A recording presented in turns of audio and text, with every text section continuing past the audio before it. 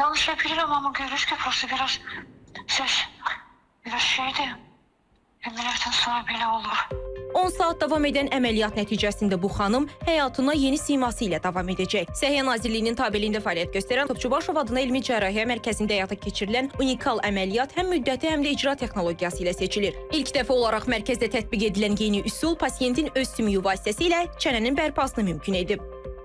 Özünüzü necə hiss edirsiniz? Tamam, yavaş düzəlirəm.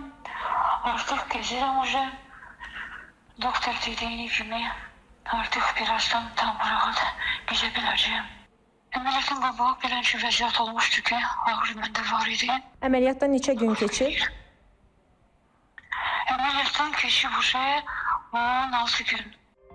Əməliyyat bir neçə mərhələdən ibarət olub. Həkimlərin sözlərinə görə ilk olaraq əvvəlki titan konstruksiya çıxarılıb. Daha sonra isə pasiyentin ayağından götürülən sümük vasitəsilə yeni çənə formalaşdırılıb.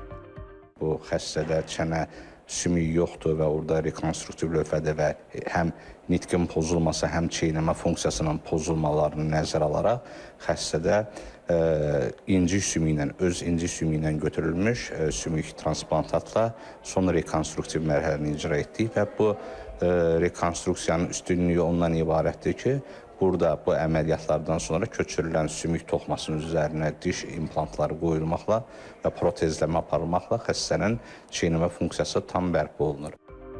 Ən həssas mərhələlərdən biri isə mikrocərrahi transplantasiya olub. Bu zaman sümük və damarlar millimetr dəqiqliyi ilə birləşdirilib. İkinci hissə xəstənin baldır nahiyəsindən sümüklə birlikdə toxma götürülüb, üzə transplantasiya edilib. Üzdə defekt olduğuna görə həmən defektin bağlanması ilə bağlı əməliyyat icra olunub. Növbəti mərhələdə isə pasiyentə dental implantların yerləşdirilməsi planlaşdırılır. Nəzrin Müşfiq qızı, Talih Həsənzadə, İTV Xəbər.